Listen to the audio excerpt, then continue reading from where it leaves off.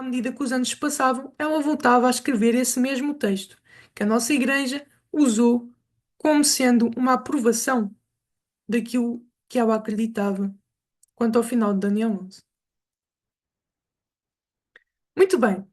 A pergunta talvez que vocês estejam a fazer é a seguinte: ok, mas do que trata o versículo 45 de Daniel 11? O versículo 45 diz o seguinte: E ele plantará os tabernáculos do seu palácio. Estamos a falar do Rei do Norte. Entre os mares, no glorioso Monte Santo. Todavia ele encontrará o seu fim e ninguém o ajudará. Ora, vamos explorar isto um bocadinho mais. Entre os mares. Não se esqueçam, esta profecia foi dada ao profeta Daniel. Daniel, ele bem sabia o que eram os mares, né? O anjo que estava a falar com Daniel bem sabia quais eram os mares que o profeta conhecia. E vejam, quando o versículo 45 fala entre os mares, vejam, à volta da terra do profeta Daniel, que é a terra de Israel, haviam vários mares. Podemos falar do Mar Mediterrâneo, o Mar Morto, até mesmo o Mar da Galileia e o Mar Vermelho. Entre os mares. Ou seja, isso parece ser realmente uma referência à terra de Israel.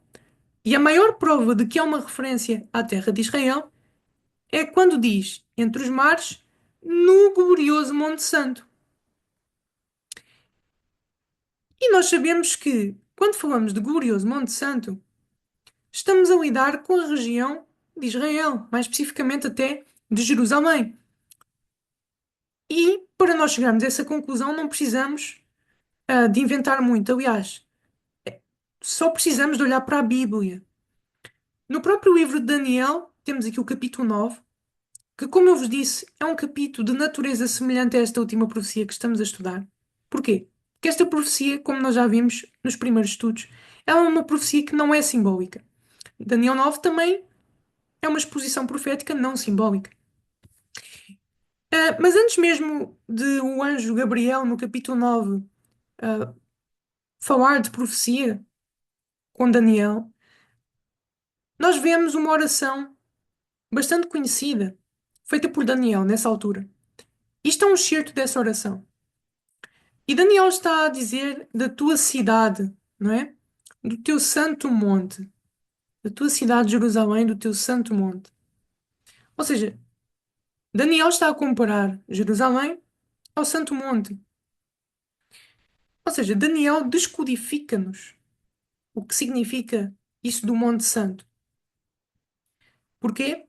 No tempo dele, era assim que se designava Jerusalém.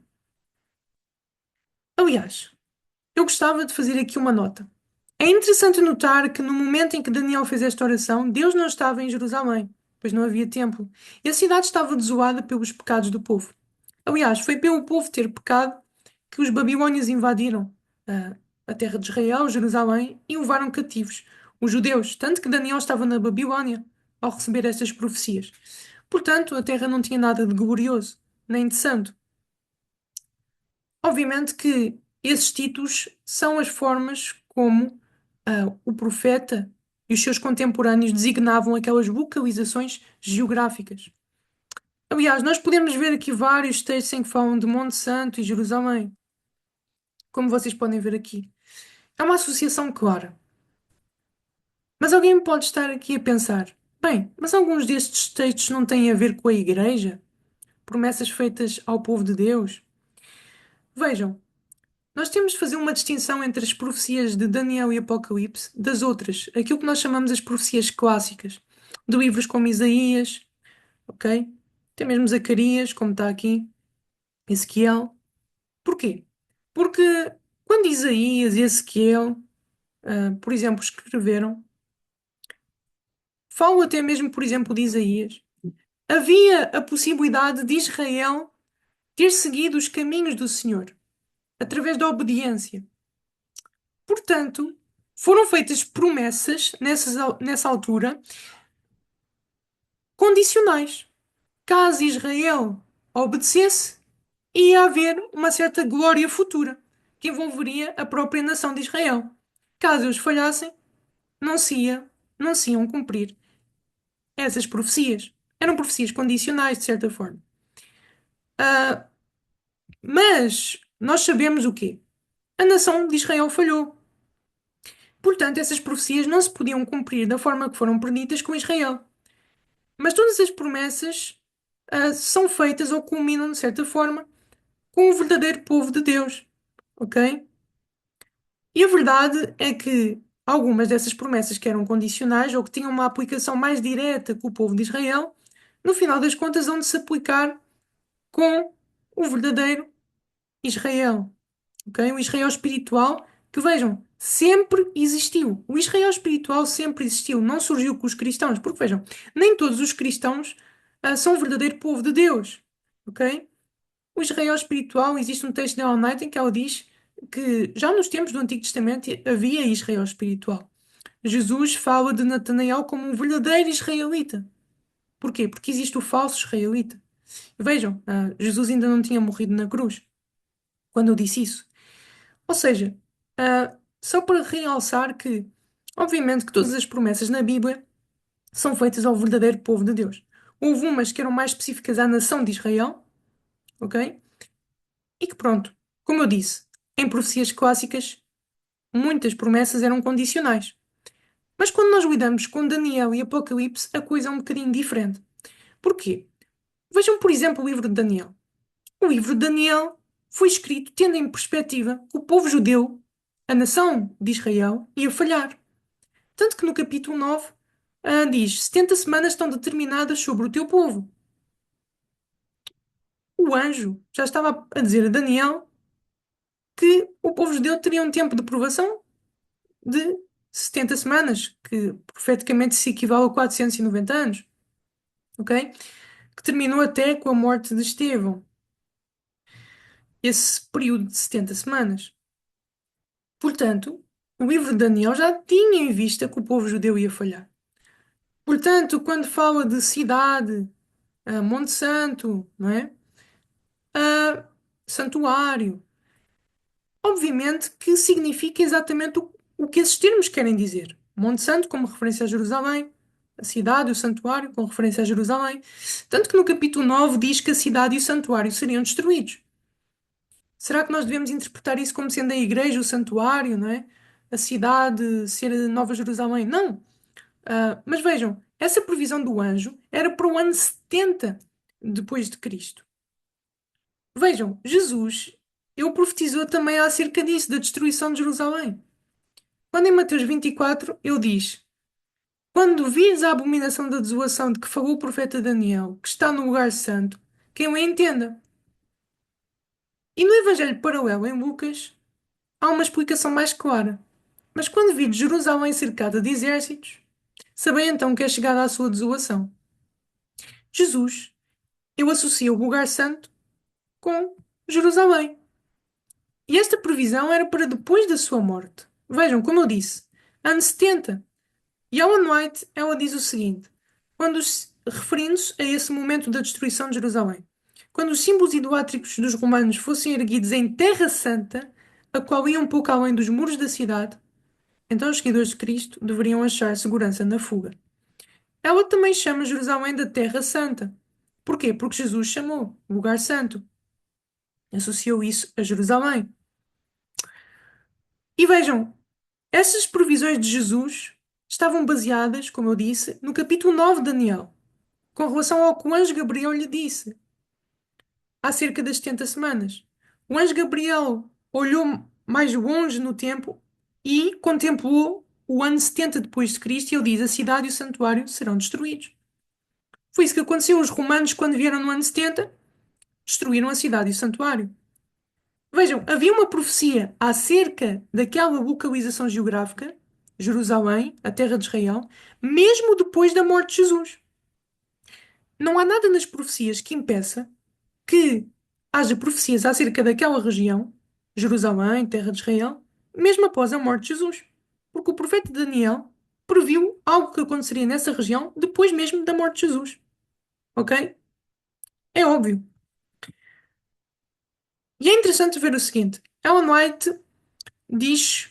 E a história também nos diz, vocês podem ver lá em cima, os romanos, eles chegaram a pôr os estandartes no cume do Monte das Oliveiras. Por isso é que Ellen White diz no Grande Conflito que a Terra Santa se estendia além dos muros da cidade.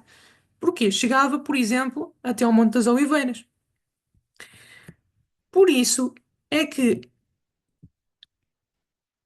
alguns até acham que o glorioso Monte Santo de Daniel 11:45 possa ser uma referência mais direta ao Monte das Oliveiras, uma vez que será nesse monte que a Nova Jerusalém irá descer. Sabiam?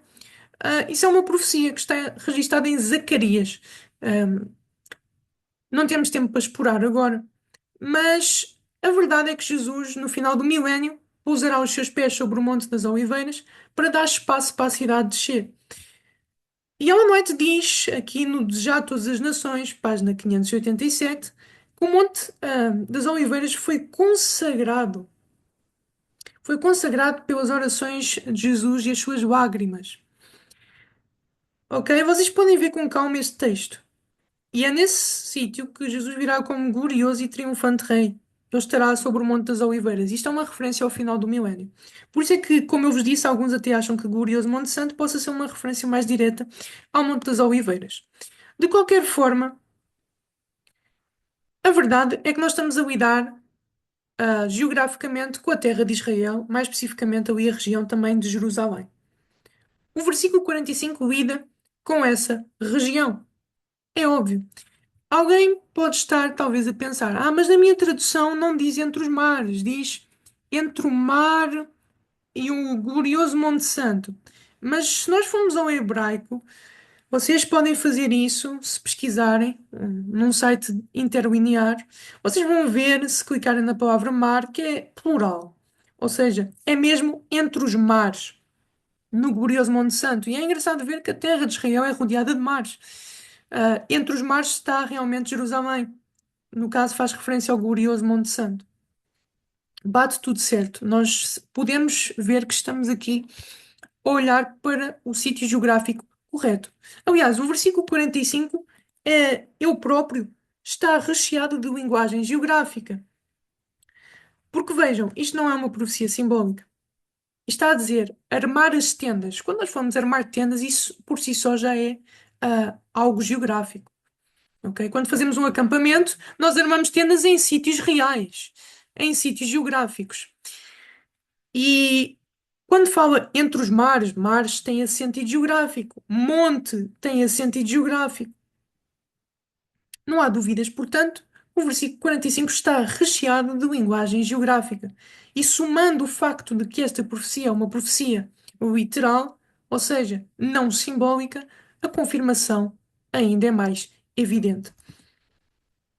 Eu gostava que nós agora atentássemos para a expressão do versículo 45, que diz tendas do palácio, né? Armará as tendas do seu palácio. Ou como dizem outras traduções, as tendas reais. O que vocês podem ver aqui são vários textos em que aparece essa expressão tendas, no plural, assim como aparece em Daniel 11:45. Quando tendas são usadas no plural, é para se referir à habitação, ok? Tanto que o mais interessante é ver estes dois textos aqui à direita. Porquê? Porque é dito o seguinte, eu vou ler o de baixo. Ah, já não temos herança no filho de Jessé. Cada um à sua tenda, ó Israel. Assim todo Israel se foi para as suas tendas. Isto está registado em 2 de Crónicas 10:16. Nessa altura o povo já não vivia em tendas, pelo menos na sua maioria. Havia casas, mas aqui estão todos a dizer: vamos para as nossas tendas.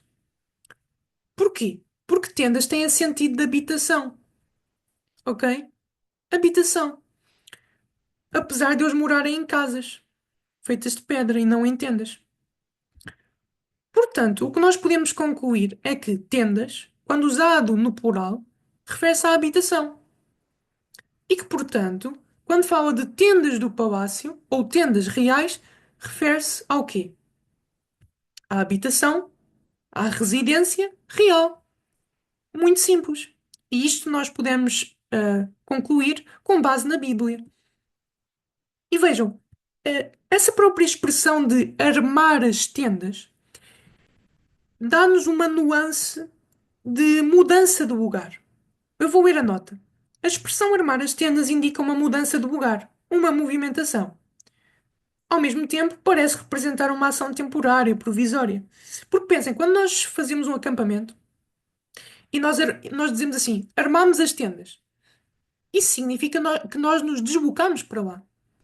E nós sabemos que quando armamos tendas em algum lugar, nós depois mudamos outra vez de sítio, porque as tendas não é uma habitação permanente, ok? É provisório. Tanto que os beduínos utilizam muito tendas. Podemos ver Abraão, por exemplo, Abraão, ah, e os seus descendentes moravam em tendas e iam de um lado para o outro, nómadas. Portanto, podemos concluir que esta expressão armar as tendas do palácio implica uma mudança de lugar e também essa ação, de certa forma, é provisória. Eu escrevi a um rabino, ahm, por e-mail, acerca do versículo 45, e ele disse-me realmente que essa expressão, armar as tendas no palácio, está relacionada com um tipo de habitação real. Lá está, eu estou aqui a mostrar-vos o que o rabino disse, não como fonte de autoridade, porque o que nós tivemos de confirmar, já confirmamos pela Bíblia. Mas é interessante ver que ele vem corroborar o que nós já vimos. E há aqui um ponto que não é muito destacado nas análises de Daniel 11, mas que eu acho que é pertinente, que é o seguinte: a palavra palácio, tendas do palácio, não é? A palavra palácio, contida nessa expressão, é uma palavra de origem não hebraica, ou seja, de origem estrangeira. Vocês podem ver isto aqui, palavra de origem estrangeira. Na realidade, é uma palavra de origem persa, e vocês podem ver, a palavra é de origem persa. Outros sites confirmam isso. Por exemplo, aqui, de origem persa. Mas por que será que o profeta Daniel, sendo judeu, e tendo em conta que havia palavras em hebraico para descrever essas habitações reais, não é? Palácios, por que será que Daniel foi buscar uma palavra persa, de origem estrangeira? Sendo que ao longo do capítulo 11 ele usa palavras para descrever capitais de reinos, sedes de governo, palavras hebraicas. Mas por que agora tem de ser uma palavra de origem estrangeira? Bem, o Dr. Richard Wittke, ele diz o seguinte, que essa palavra persa é uma palavra realmente sofisticada para descrever o mais elegante dos palácios. Lá está. Mas por que uma palavra persa? Já vimos que essa palavra descreve grandes palácios, ok? Obras monumentais.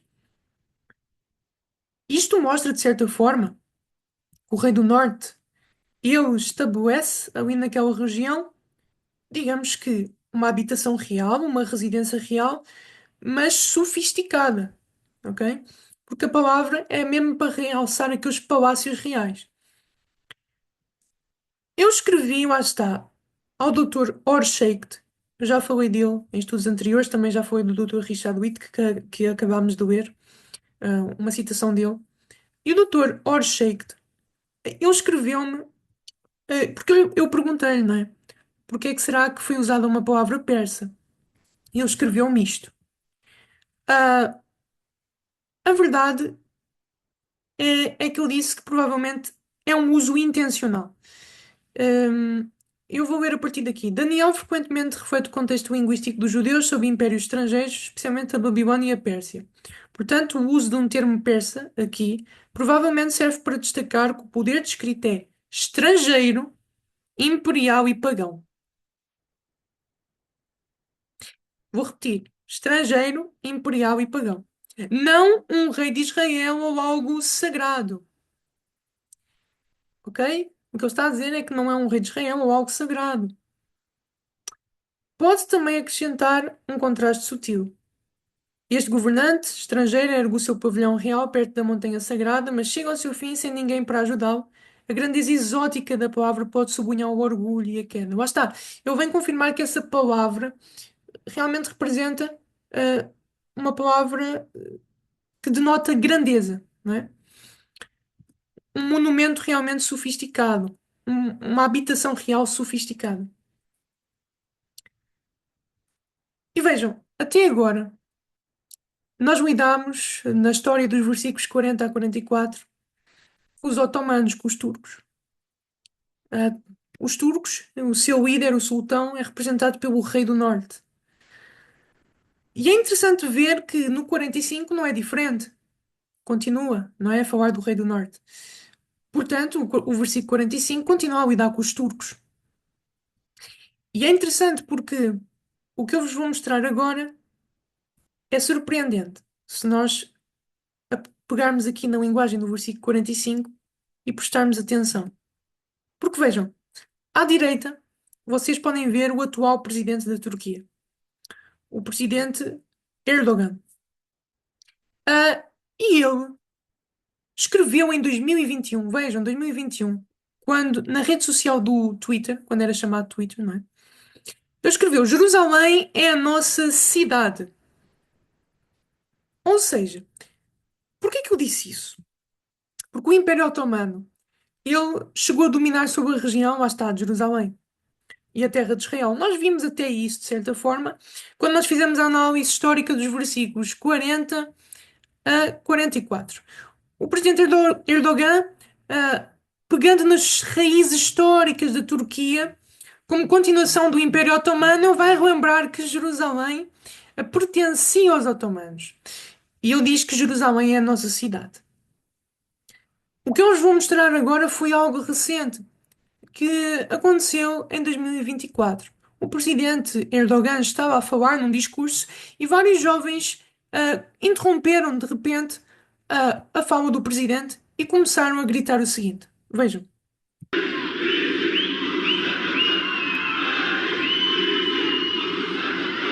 Unutmayın gençler, men sabera zafer.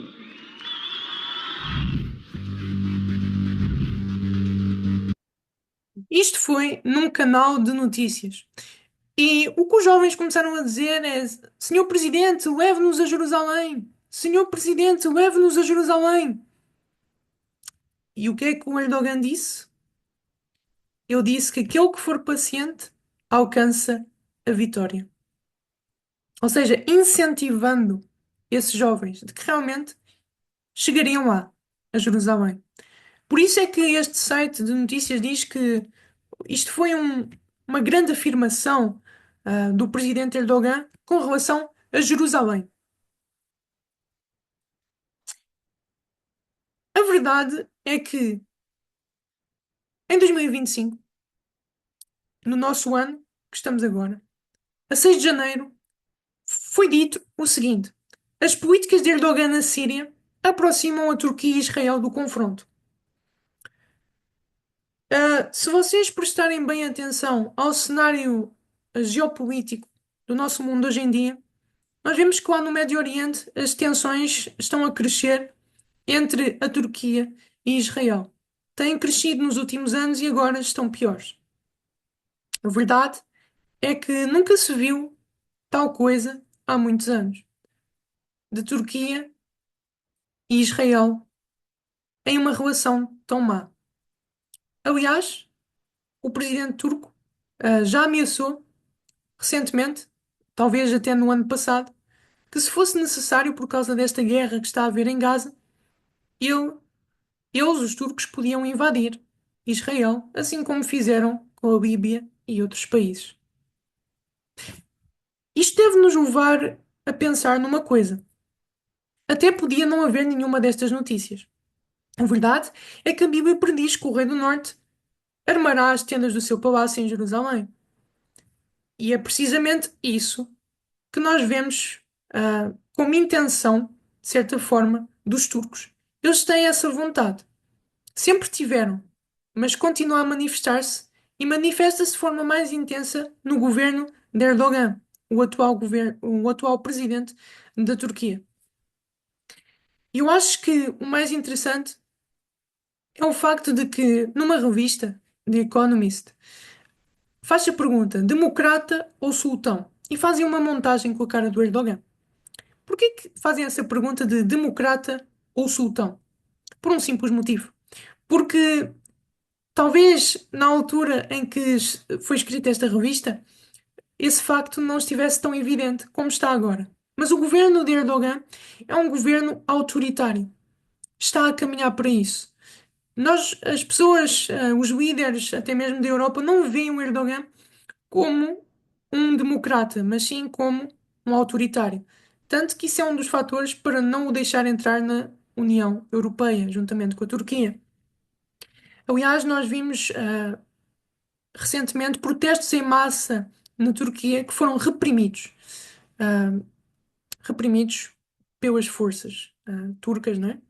Do governo de Erdogan, e Erdogan prende o seu principal rival político.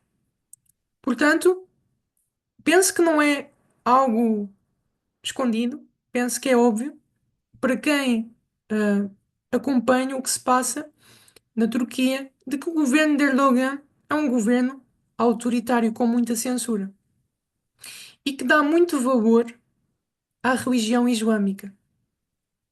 Pois é, a Turquia está, digamos que, a retomar o seu caráter islâmico. Por isso é que perguntam, democrata ou sultão? E se vocês prestaram atenção aos nossos estudos anteriores, vocês provavelmente devem se lembrar deste sultão otomano, o qual foi a base desta montagem que fizeram com Erdogan. Ele é o sultão Selim III, o rei do norte, nos versículos 40 em diante. Lembram-se?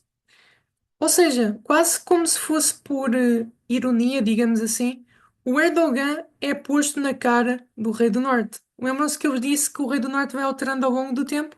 Pois bem, agora o Rei do Norte é o Erdogan. E nós podemos até mesmo aplicar o princípio, né? Rei do Norte tem de governar a Norte. E o Erdogan o governa atualmente em Ankara, na Turquia. Se nós aplicarmos a nossa divisão, está a Norte. Se vocês não sabem como aplicar essa divisão, o que é que isto representa, vejam os estudos anteriores, em que nós vemos como é que chegamos lá pela Bíblia, pelas informações que a Bíblia nos dá. A verdade é que o Erdogan governa a Norte, por isso pode ser chamado Rei do Norte. Vocês sabem o que é isto? Se não sabem, eu digo-vos. Isto aqui é o palácio que Erdogan mandou construir. E saiu num site de notícias acerca do palácio de Erdogan. Falou-se do palácio de Erdogan aqui neste site de notícias, que diz: um palácio de 1000 quartos para o sultão Erdogan. Lá está. Essa associação do Erdogan com os sultões otomanos, não é? É de notar. E se nós virmos aqui um bocadinho da notícia, vocês podem parar e ver com mais calma, está a explicar como é que é o palácio. É enorme, ok? É enorme. E eu vou ler o que está aqui em baixo. Diz o seguinte: com 300 mil metros quadrados e 3 blocos de edifícios que somam 1000 quartos, o novo palácio não apenas supera em tamanho as residências oficiais dos chefes de Estado de França, Reino Unido, Rússia e até mesmo Estados Unidos, mas também a do sultão de Brunei, registada no livro dos recordes Guinness, como a de maiores dimensões. Vocês por acaso lembram-se de agora há pouco termos visto que a palavra para palácio em Daniel 11:45 é uma palavra persa, e não é uma palavra persa qualquer, é uma palavra persa para denotar grandeza? Faço-vos uma pergunta: este palácio é ou não é uma residência oficial, real, de grande esplendor? É sim, senhor. É o que a notícia nos mostra. É, se continuarmos a ler, diz que a nova residência de Erdogan é também 5 vezes maior que o palácio em Istambul, a mais esplêndida residência dos sultões otomanos. Ou seja, o Erdogan fez um palácio Assim, mais impressionante do que os sultões anteriores fizeram, ok? Tem uma mesquita ali, um complexo com uma mesquita, tem até um bunker antinuclear, ou seja, vocês podem ver realmente, com mais detalhe por vocês mesmos. E diz que o custo estimado foi de 300 milhões e 500 milhões de euros. E diz que o palácio estará pronto para o uso a partir da próxima primavera. Obviamente que isto é a partir do momento em que a notícia foi escrita. Quando a família de Erdogan será transferida para um anexo dentro do complexo. Habitação real. Isto não é impressionante? Agora eu vou-vos mostrar um vídeo que saiu na RTP. Agora não tenho a certeza. Eu acho que foi em 2024. De qualquer forma, vejam o vídeo. Recep Tayyip Erdoğan! İşte gençlik burada. Apesar das acusações de corrupção, Erdogan não se coíbe de nada. Qual sultão dos tempos modernos, mandou construir para si um enorme palácio com 1500 divisões. Onlar bana diktatör Je m'en fiche qu'il m'appelle dictateur ou quoi que ce soit d'autre. Umurumda değil. Ça rentre par une oreille et ça sort par l'autre. Pois é, o próprio Erdogan diz que não se importa que o chamem de ditador, porque as pessoas já entenderam o tipo de governo dele. Mas, como puderam ver, a RTP destaca a grandeza do palácio de Erdogan. E é interessante vermos que realmente Daniel 1145 já previa, e prevê no caso, porque ainda não aconteceu, mas prevê que os turcos farão uma movimentação em Jerusalém. E é interessante ver que o Erdogan, é um construtor de palácios, digamos assim. O que vocês estão a ver aqui agora é a escola sabatina dos jovens no tempo da All Night e dos pioneiros. Mais especificamente do dia 8 de janeiro de 1907. E o que é que se ensinava aos jovens naquela altura? O que toda a igreja ensinava. E que Ellen White estudou na escola sabatina juntamente com toda a gente. Que o rei do norte era a Turquia. E que só faltava o versículo 45 para se cumprir. E que o versículo 45 indica uma movimentação dos turcos em direção a Jerusalém. O estabelecimento da habitação real, da sede de governo lá. Só para verem o que se ensinava na altura aos jovens. Coisas sólidas, coisas importantes. Muito bem. Então, o que o versículo 45 prediz é uma movimentação dos turcos em Jerusalém, ali na região, mas, como vocês podem ler no final, em Daniel 11:45, diz que o rei do norte chegará ao seu fim e não haverá ninguém que o socorra. Quando nós falamos que o rei do norte chegará ao seu fim, falamos da Turquia, mas não da nação como um todo, mas sim sob o governo do governante que governar na altura em que se cumprir o versículo 45, ok? O governante, o rei do norte, quando se cumprir esse versículo, chegará ao seu fim. A empreitada que eles fizeram lá em Jerusalém também chega ao seu fim. Não é que a nação desapareça por completo, ok? Porque se vocês virem ao longo de todo o capítulo 11 de Daniel, e vocês virem, por exemplo, até mesmo os versículos 19, Daniel 11, 19, por exemplo, diz lá que um governante ia cair, não é? Morrer, não seria achado. E mesmo os versículos 20 e 21 também falam de governantes que cairiam, chegariam ao seu fim, de certa maneira. Mas lá está, não quer dizer que a nação caiu, mas o governante, ok? Quando diz que o Rei do Norte chegará ao seu fim, é a nação sob o governo dessa pessoa, ok? Só convém deixar isto claro. Mas pensem, o papado, alguns dizem que é o Rei do Norte, mas o papado, alguns dizem que o papado é o Rei do Norte e que se vai estabelecer em Jerusalém, ok? Mas isso não é verdade. As profecias não nos mostram isso. Pelo contrário. Vamos ver aqui alguns exemplos. Em Apocalipse 12 fala que o dragão deu o seu trono à besta. E Ellen White, para não haver dúvidas, ela diz claramente o que isso representa. Representa o papado que se sucedeu no poder, trono e poderio, uma vez mantidos pelo antigo Império Romano. Mas talvez possam estar a dizer, mas o dragão não representa Satanás? representa. Mas Ellen White também diz nos seus escritos que o dragão representa também, em sentido secundário, o Roma pagã. Lá está. Por isso, quando diz que o dragão deu o seu trono à besta, está a falar dessa transição que houve de Roma para o papado. E é engraçado que os imperadores romanos governavam em Roma. O papado também governava a partir da cidade imperial. E a história mostra-nos realmente isso, que o papado acabou por ser o herdeiro, o sucessor de Roma pagã. Lá está, as profecias são precisas. E portanto, o que é que eu quero vos mostrar com isso? No Apocalipse, quando diz o trono da besta, fala, é uma referência ao quê? Ao trono do dragão, que se localiza onde? Em Roma. E é interessante ver que, mesmo no fim, quando Jesus estiver prestes a voltar, uma das pragas, sabem, as 7 últimas pragas, uma das pragas cai sobre o trono da besta. Diz que cai uma escuridão ali sobre o trono da besta e o seu reino. A pergunta é: onde é que é o trono da besta? Vocês já sabem, certo? Em Roma.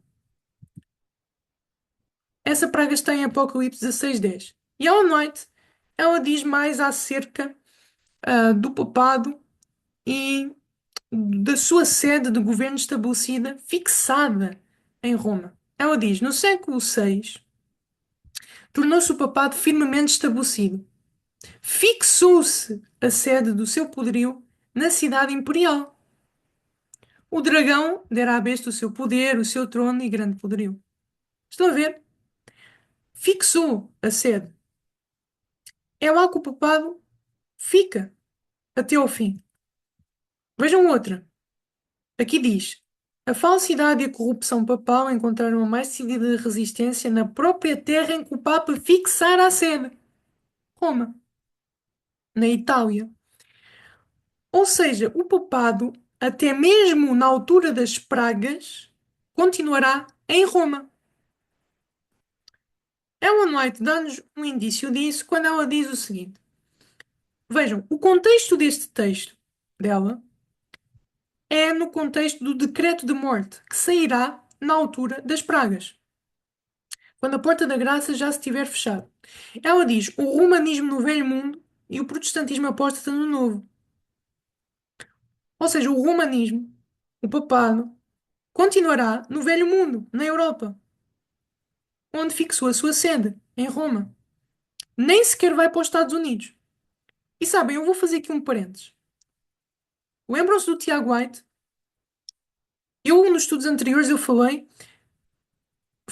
pegando em testemunhos do próprio filho dele, que ele não acreditava na exposição.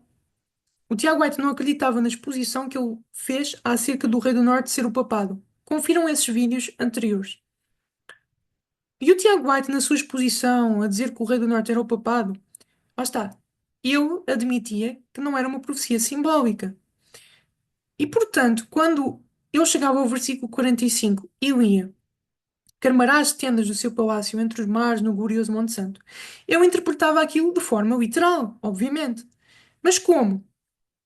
Obviamente que o Tiago White sabia que o papado não ia para Jerusalém. Mas então como é que eu podia contornar a situação? Bem, a solução que eu propus foi que o glorioso Monte Santo e entre os mares fosse uma referência aos Estados Unidos, que está entre o Oceano Pacífico e o Oceano Atlântico. Obviamente que isso não faz sentido. Foge totalmente ao significado das expressões bíblicas. E vai até mesmo contra o que Ellen White mais tarde escreve no Grande Conflito, a dizer que o papado continuará no Velho Mundo. Porque a ideia do Tiago White é que supostamente o papado iria para os Estados Unidos fixar a sua sede. Não, isso não está correto. Isso é mais uma comprovação do que o que o Tiago White estava a fazer na altura estava a ser errado. Ele estava a levantar teorias só para criar confusão. Por isso é que Ellen White foi advertida por Deus para repreender o marido. Ok? Não só porque ele se levantou a proclamar ideias que causariam divisão, mas porque as ideias que causariam confusão era precisamente porque estavam erradas. Muito bem. Temos aqui um aviso importante a ser feito. Porque a pergunta que às vezes surge é a seguinte: então, mas a Turquia aparece no final de Daniel 11? Isso não parece fazer muito sentido, porque normalmente nas profecias do livro de Daniel, se formos ao capítulo 2, 7 e 8, termina com Roma e não com os turcos. Isso é um argumento que é muito usado. Mas nós podemos responder a isso. Pensem juntamente comigo. Daniel 2, a profecia da estátua, não fala do papado. Não fala. Termina com os reinos da Europa, representados pelo ferro e barro. Ok? E também não fala do juízo investigativo. Ok? Se nós formos a Daniel 7, acrescenta-se novos elementos. Repete-se os reinos e acrescenta-se o papado e juízo investigativo. Se nós formos a Daniel 8, retira-se a Babilónia. Já não se fala mais da Babilónia. Não se fala dos reinos bárbaros diretamente, ok? E por isso retiraram-se esses elementos. No capítulo 9, o que é que acontece? Não se fala de nenhuma dessas coisas. O foco está essencialmente nas 70 semanas. Isso significa que as profecias não são paralelas? Claro que não. Mas a verdade é que, apesar delas serem paralelas, existem elementos que são acrescentados e elementos que são retirados. Elementos que ganham mais destaque e elementos que perdem destaque. Isso é inegável. Daniel 11 não deixa de ser paralelo com as outras profecias caso a Turquia seja o rei do norte. Isso seria um absurdo, porque simplesmente é mais um detalhe acrescentado. Ok? Não viola em nada o princípio de que esta profecia é paralela às outras. Ok? Por isso, é nesse sentido que podemos responder a isso. Mas quando eu disse que há um aviso importante a ser feito, é neste sentido. Porque a Turquia é mencionada em Daniel 11 não porque ela tem alguma importância no sentido de sucessão de reinos. Aliás, Daniel 11, isto convém ser notado, não foca necessariamente em sucessões de reinos. Fala de governantes e fala de localizações geográficas. Tanto que, por exemplo, se vocês virem a transição de Daniel 11:2 para Daniel 11:3 e 4, que é a transição dos reis persas para Alexandre o Grande, se vocês lerem aquilo, nem sequer dá para perceber a transição. Porque no versículo 3 diz: Depois se levantará um rei valente. Mas não está a dizer de onde é que ele é. Nós é que sabemos que aquilo é uma referência a Alexandre o Grande, ok? Que realmente passou a reinar depois daqueles reis persas. Mas talvez, lendo numa primeira leitura, alguém pudesse achar que o rei que se levantaria depois até era um rei persa, uma vez que anteriormente estava a falar de reis persas. As transições não são evidentes, porque o foco não é necessariamente na sucessão de reinos, como a estátua, por exemplo, que nós vemos claramente a sucessão de reinos. Mas aqui, Daniel 11, o foco está mais nos governantes, nas suas ações e os focos geográficos, que vai alternando. Inicialmente o foco estava na região do Médio Oriente, depois passou para o Ocidente e agora dos versículos 40 a 45 volta para o Médio Oriente. Então Daniel 11 também é diferente nesse sentido. Mas pronto, destacando então aquilo que eu vos queria mostrar mesmo, é que a nossa igreja, em 1920, escreveu-se este artigo na revista Present Truth. E é dito o seguinte: o Império Otomano é traçado na profecia sagrada não devido à sua importância especial como nação, mas porque certas ocorrências na sua história coincidem com tremendos acontecimentos relacionados com a obra de encerramento de Deus na Terra. Assim, a Turquia é utilizada como um sinal na profecia, assim como uma velha árvore de beira de caminho é por vezes utilizada para esse fim no país. Entenderam bem o que foi dito? Ah, quem escreveu o artigo estava simplesmente a dizer: olha, a Turquia, os otomanos, são traçados na profecia não porque, pela sua especial importância como nação, mas porque há acontecimentos na história de Deus, dessa nação, que correspondem a acontecimentos na obra de encerramento de Deus na Terra. Lembram-se que eu vos disse que Daniel 11, isto eu falei no primeiro estudo, que Daniel 11 culmina com as 2300 tardes e manhãs? Tudo o que é mencionado é para culminar nisso. Pois bem, existem acontecimentos com relação à nação dos turcos que batem, que coincidem com acontecimentos relacionados à purificação do santuário, à obra final de Deus na terra. E é isso que nós vamos ver. Agora,